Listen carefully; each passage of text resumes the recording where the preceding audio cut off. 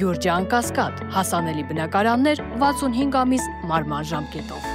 ԱԱԾ-ն հայտնել է, որ տեղի է ունեցել Հայաստանի եւ Ադրբեջանի անհայտ կորածների հարցերի զբաղվող հանձնաժողովների ներկայացուցիչների հանդիպում։ Քննարկման ընթացքում կողմերն անդրադարձել են հակամարտության ընթացքում անհայտ կորած անձանց ճակատագրի պարզաբանման առնչվող հումանիտար հարցերի։ Հանդիպման շրջանակում դիտարկվել են տեղեկության փոխանակման, ինչպես նաեւ որոնողական աշխատանքների կազմակերպման եւ համակարգման հնարավորությունները։ Կողմերը շեշտել են հումանիտար ոլորտում շարունակական երկխոսության կարեւորությունը։ Ազգային ժողովի մշտական հանձնաժողովները սկսել են 2024-ի պետական բյուջեի կատարման մասին տարեկան հաշվետվության նախնական քննարկումները, որոնք անցնում են Կենտրոնական բանկի ներկայացուցիչների եւ կառավարության անդամների մասնակցությամբ։ Հրավիրվածների թվում էր նաեւ Նիկոլ Փաշինյանը։ Նա 2024 թվականի պետական բյուջեի կատարման տարեկան հաշվետվությունը ներկայացնելիս վարչապետը ներկայացրել է վիճակագրական ուշագրավ տվյալներ։ Մարդիկ Հայաստանում ավելի լավ են ապրում եւ ավելի լավ են ապրում գնաճի հաշվառումով եւ ավելի լավ են ապրում շուրջ 50%-ով։ Իրանի գերագույն առաջնորդ Ալի Խամենեին հայտարարել է, որ Ամերիկայի առաջարկները միջուկային բանակցություններում հակասում են Իրանի հիմնական սկզբունքներին, ընդգծելով մենք կարող ենք դիրքորոշման կարևորությունը։ ԱՄՆ նախագահ Թրամփը պահանջում է ամբողջական արգելք Իրանում ուրանի հարստացման վրա, ինչը Թեհրանը դիտում է որպես կարմիր գիծ։ Դիրքորոշումների տարբերության պատճառով բանակցությունների նոր փուլը հարցականի տակ է։ Ռուսաստանի անվտանգության խորհրդի քարտուղար Սերգեյ Շոյգուն նախագահ Պուտինի հանձնարարությամբ երկրորդ անգամ վերջին ամիսների ընթացքում այցելել է Փհենյան։ Նա կհանդիպի Կիմ Չեն Ինի հետ քննարկելու ռազմավարական գործընկերության պայմանագրի որոշ կետերի իրականացումը։ Շոյգուի խոսքով երկու երկրների գործակցությունը զգալիորեն ամրապնդվել է անցյալ տարի ստորագրված համաձայնագրից հետո։ Իլոն Մասկը հրաժարվել է Սպիտակ տանը իր կամավոր պաշտոնից եւ կոշտ քննադատել Թրամփի առաջարկած բյուջետային օրինագիծը, անվանելով այն զզվելի եւ մերժելի։ Նա նշել է, որ օրինագիծը վտանգավոր է, քանի որ կարող է մինչեւ 2.5 տրիլիոն դոլարով մեծացնել Ամերիկայի բյուջետային դեֆիցիտը, սպառնալով քաղաքացիներին պարտքի ծանր բեռով։ Մասկը նաեւ քննադատել է այն քաղաքական գործիչներին, ովքեր կողմ են քվեարկել օրինագծին, հայտարարելով, որ 2024-ի ընտրություններին ժողովուրդը նրանց կպատժի։ ԱՄՆ վարչակազմը նախատեսվում է, որ Ռուսաստանի եւ Ուկրաինայի միջև բանակցությունները երկար չեն տևի։ Պետդեպի խոսնակ Թեմի Բրյուսի խոսքով նախագահ Թրամփը եւ պետքարտուղար Ռուբիոն սպասում են հստակ արդյունքների եւ ժամանակացույցի։ Նա ընդգծել է, որ գործընթացը ամիսներ կամ տարի չի տևելու։ Բրյուսը հավելել է, որ առաջընթացի դեպքում իրավիճակը կարող է փոխվել։ Ավելի վաղ ABC News-ը հաղորդել էր, որ Թրամփը հիասթափված է բանակցություններից, իսկ ռուսական կողմի առաջարկներում կան անիրագործելի կետեր։ Ռուսաստանն ու Ուկրաինան համաձայնության են եկել բանակցությունների հաջորդ փուլի անցկացման շուրջ։ Այս մասին հայտնել է Թուրքիայի արտգործնախարար Ֆիդանը, ընդգծելով կողմերի պրոֆեսիոնալ պատրաստվածությունն ու նախորդ բանակցությունների արդյունավետ ընթացքը Ստամբուլում։ Հունիսի 2-ին տեղի ունեցած երկրորդ փուլում կողմերը քննարկել են հրադադարի վերաբերյալ առաջարկները եւ պայմանավորվել գերիների փոխանակման շուրջ։ Սպիտակ տունը հայտարարել է, որ Թրամփը նախապես տեղեկացված չի եղել Կիևի ռուսական օդանավակայանների վրա հարձակումների ծրագրերի մասին։ Մամուլի քարտուղար Քերոլայն Լևիթի խոսքով Թրամփը շարունակում է դրական դիրքորոշում ունենալ Ուկրաինայում հակամարտության կարգավորման հարցում եւ կարեւորում է վերջին ամիսներին գրանցված առաջընթացը։ Նա նշել է, որ Թրամփը պատրաստ է անհրաժեշտության դեպքում կիրառել ՌԴ-ի դեմ պատժամիջոցների խստացման օրինագիծը։ Ռուսական զինուժը ԱԹՍ-ներով եւ հրթիռներով հարվածել է Խարկովին, քաղաքում լայնածավալ հրդեհներ են բռնկվել, կամ մեկ վիրավոր հայտնել են տեղական իշխանությունները։ Հաղորդվում է, որ ռուս զինվորականները քաղաքը հարվածելու համար օգտագործել են 9 շահեդ եւ 2 հրթիռ։ Բելարուսի նախագահ Ալեքսանդր Լուկաշենկոն եւ Չինաստանի նախագահ Սի Ցինպինը հանդիպել են Պեկինում։ Երկրների առաջնորդները սկզբում նախատեսում են աշխատանքային հանդիպում թեյախմության ձևաչափով, որից հետո ղեկավարները կզրուցեն դեմ առ դեմ, այնուհետև կկայանա բարեկամական ճաշ։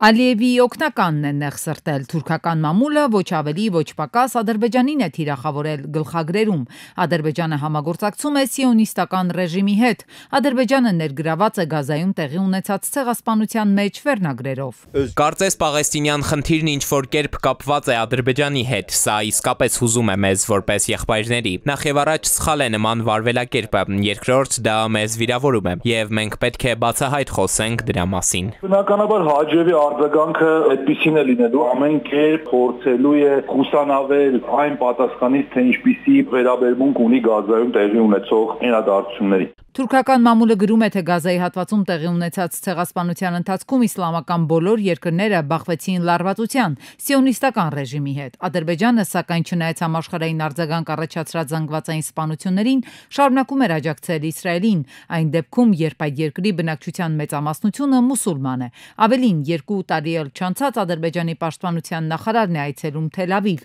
Իսրայելի արտաքին գերատեսչությունը հենց այդ օրերին երախտագիտության խոսքեր հղեց Զաքիր Հասանովին։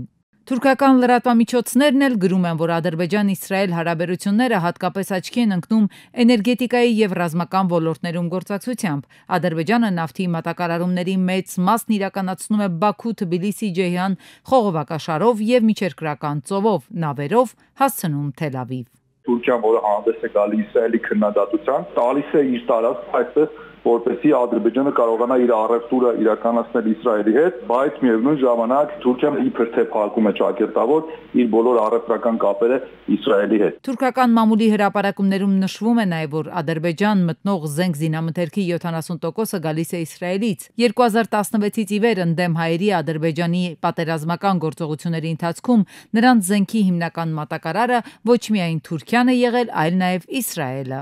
Մենք պատերազմի ժամանակ զենք գնեցինք Իսրայելից, մենք վճարեցինք դրա համար եւ Իսրայելը մեզ դիվանագիտական աջակցություն ցուցաբերեց։ Նորագույն տեխնոլոգիաներով զենքի մատակարարումը հիմնականում տեղի է ունեցել Իսրայելից, քանի որ Թուրքիան նոր էր այն ժամանակ մտնում այդ այսպես կոչված անօթաչու սարքերի ժամանակաշրջան, Ադրբեջանը բնականաբար այս հանգամանքը հաշվի առնելով ամեն կերպ խուսափելու է աչքերը փակելու այդ ցեղասպան գործողությունների նկատմամբ եւ բացի դրանից գիշենք, որ Ադրբեջանը եւս նման գործողություններ իրականացրեց Արցախում։ Թուրք հոդվածագիրը նշում է նաև, որ Ադրբեջանն ու Իսրայելը հարաբերություններ են հաստատել նաև հետախուզության ոլորտում։ Ադրբեջանն ամենամոտն է Իրանին, որտեղ ըստ հոդվածի հեղինակի սիոնիստները կարող են դիտել եւ լսել Իրանին իրենց սեփական սարքավորումներով։ Մոսկվայում Յարոսլավսկի երկաթուղային կայարանի մոտակայքում մի խումբ տղամարդիկ առևանգել են հայ գործարար Արեգ Շեպիխինին։ Վերջինս օգնության է կանչել անցորդներին եւ խնդրել զանգարել ոստիկանություն։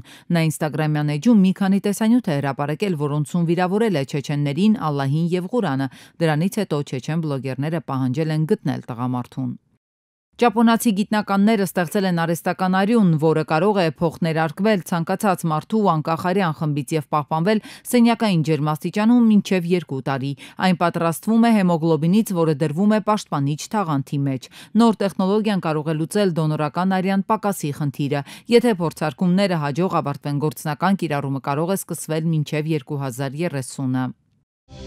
Հունիսի 2-ին ներքին գործերի նախարար Արփինե Սարգսյանն ընդունել է Հայաստանում ԵՄ դեսպան Վասիլիս Մարագոսին։ Քննարկվել են Եվրամիության վիզաների ազատականացման գործընթացը, բիոմետրիկ անձնագրերի ներդրումը, նախարարի առաջիկա այցը Բրյուսել եւ ոստիկանության ու փրկարար ծառայության ոլորտներում գործակցությունը։ ԵՄ-ն վերահաստատել է աջակցությունը Հայաստանում իրականացվող բարեփոխումներին։ Առողջապահության նախարարությունը հայտնել է, որ հունիսի 3-ին Հայաստանում արձանագրվել է արևմտյան նեղոսի տենդ հիվանդության լաբորատոր հաստատված 1 դեպք։ Արևմտյան նեղոսի տենդը հիմնականում մոծակների միջոցով փոխանցվող տրանսմիսիվ վիրուսային հիվանդություն է, մարդուց մարդուն վարակը չի փոխանցվում։ Սննդամթերքի անվտանգության տեսչական մարմինը պաղպաղակի սեզոնային ակտիվացման կապակցությամբ վերահսկողություն է սկսել արտադրություններում։ Լաբորատոր հետազոտություններ են անցկացվել մի շարք ընկերությունների եւ անհատ ձեռնարկատերերի արտադրամասերում։ Խախտումներ արձանագրված 6 արտադրությունների գործունեությունը կասեցվել է։ Խախտումները վերացնելու ժամկետ է սահմանվել, իսկ վնասակար ապրանքների իրացումը կարգելվի, շուկայից կհանվեն։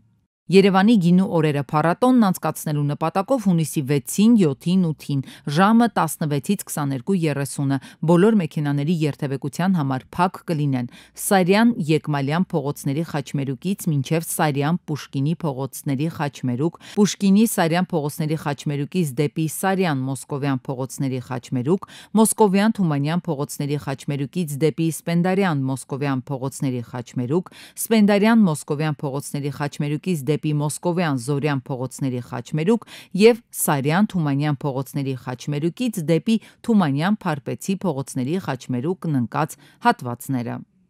Հայաստանի հավաքականի նախկին ֆուտբոլիստ Հենրիխ Մխիթարյանը ընդգրկվել է Ինտերի հայտացուցակում մասնակցելու FIFA-ի աշխարհի ակումբային առաջնությանը, որը կկայանա Հյուսիսային Ամերիկայում։ Ինտերը որոշել է հայտացուցակում ներառել ոչ միայն Մխիթարյանին, այլև թիմի մյուս վետերաններին։ Թիմը կմեկնի ԱՄՆ այս ամսվա վերջին պատրաստվելու մրցաշարի մեկնարկին։ Դպրոցներում քննական շրջան է այս օրերին գիտելիքի ստուգում են անցնում 4-րդ, 9-րդ եւ 12-րդ դասարանցիները։ Մասնագետները հուսով են գոնե այս տարի լավ արդյունքներ կլինեն։ Գաղտնիք չէ, որ վերջին տարիներին դպրոցականների կրթության որակը առանձնապես չի փայլում։ Կրթության ոլորտի փորձագետներն են ահազանգում, Հայաստանում համատարած անգրագիտություն է տիրում։ Տարական դպրոց ավարտելուց հետո 4-րդ դասարանից երբ տեղափոխվում 5-րդ դասարան, եւ որ արդեն առարկայացանկը լայնվում է աշակերտների մոտ, մենք հստակ տեսնում ենք, որ երեխաները պարզ ընթերցանության հետ կապված խնդիրներ ունեն, տեքստը կարդալու եւ հասկանալու խնդիրներ կա։ Թեև կրթական գերատեսչությունից վստահեցնում են ցուցանիշների բարելավում է նկատվում, այդուհանդերձ ուսուցիչները հակառակն են պնդում, ասում են նշանակված գնահատականները իրականությունը չեն արտացոլում։ Անգրագիտության մակարդակը բարձրացել է վերջին ժամանակներս ու դա ունի իր պատճառները, մասնավորապես այս նոր չափորոշչով գնահատման համակարգը, չէ, որ մենք օրինակ բանավոր բաղադրիչից չենք կարողանում գնահատական նշանակել։ Գնահատականը նշանակում ենք գրավոր աշխատանքների հիման վրա, իսկ գրավոր աշխատանքները երեխաները վարպետորեն արտագրում են։ Համակարգային մեծ աղետալի վիճակ է նաև գնահատման համակարգում։ Մասնագետներն ասում են, ուսուցիչները շատ հաճախ ընդառաջում են երեխաներին բարձր թվանշաններ նկարում, բայց արի ու տես, որ արդյունքում կորում է երեխաների սովորելու մոտիվացիան։ Հետաքրքիր չի երեխային դպրոց սովորել։ Գումարը ծնողներն են, ընդհանրապես ջանք չեն ներդնում, ես սա ամենայն պատասխանատվության մասում ծնողները 60-70%-ին հետաքրքիր չի իրենց երեխան սովորում թե չէ։ Ուսուցչուհին նաև քիմիա առարկայի նկատմամբ հետաքրքրության պակաս է նկատում։ Աշակերտները խուսափում են այս առարկայից դժվարամատչելիության պատճառով։ Ծրագրերը բարդ են, նորմալ դասագիր չկա։ Մենք մի ամբողջ տարի 10-րդ դասարանում առանց դասագիր դասավանդել ենք, դեռևս ոչ մի երաշխավորված դասագիր չկա, հույս էլ չկա, որ կլինի։ 11-րդ դասարանը նոր չափորոշչային ծրագիրը մտնում է, համապատասխան դասագիրքը չկա։ 7-ից 9-րդ դասարանների դասագրքերն էլ Աստված բարին կամենա։ Կրթության փորձագետը խնդիրը խորքային է համարում ու նկատում կրթական ցենզի անկումը անհապաղ կանխել է պետք, չի կարելի մատների արանքով նայել գիտելիքին, հորդորում է ծնողներին զգոնություն ու գերպատասխանատվություն ցուցաբերել սեփական երեխաների ապագայի նկատմամբ։ Միաժամանակ վկայաբերում միջազգային փորձ է։ Էստոնիայում օրինակ, եթե աշակերտը դպրոց է հաճախում տնային աշխատանքները չկատարած, ծնողը ենթարկվում է վարչական պատասխանատվության։